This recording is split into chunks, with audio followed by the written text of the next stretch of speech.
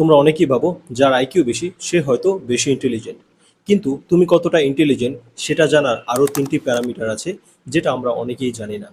চলো সেগুলো জেনে নিই। এর মধ্যে প্রথমটি অবভিয়াসলি আইকিউ অর্থাৎ ইন্টেলিজেন্ট কোশ্চেন্ট। এটা একটা ক্লাসিক্যাল ব্রেন পাওয়ার স্কোর যা তোমার লজিক্যাল থিঙ্কিং, প্রবলেম সলভিং আর মেমোরিকে মেজার করে। স্ক্রিনশট নিয়ে নাও, এই ওয়েবসাইটে গিয়ে তুমি তোমার আইকিউ টেস্ট করতে পারবে। দ্বিতীয়টি হলো আমার পার্সোনাল ফেভারিট ইকিউ অর্থাৎ ইমোশনাল কোশ্চেন্ট, কারণ এটাই তোমাকে সিগমা মেল তৈরি করে। যদি তুমি তোমার রাগ, ভয়, ইগো অ্যান্ড আদার্স ইমোশনকে কন্ট্রোল করতে পারো, এর পাশাপাশি নিজেকে অন্যের জায়গা রেখে তার সিচুয়েশন বুঝতে পারো, তার মানে তোমার ইকিউ অনেক হাই। আর যদি না পারো, তার মানে তোমার ইকিউ ইমপ্রুভ করা প্রয়োজন। তৃতীয়টি হলো সিকিউ অর্থাৎ কিউরিওসিটি কোশ্চেন্ট।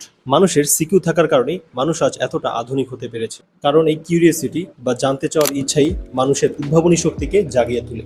যদি তুমি অনেক প্রশ্ন করো, সবকিছু কেন হচ্ছে, কিভাবে হচ্ছে এগুলো জানতে চাও, আর নতুন কিছু শেখার অনেক আগ্রহ থাকে, তার মানে তোমার সিকিউ অনেক হাই।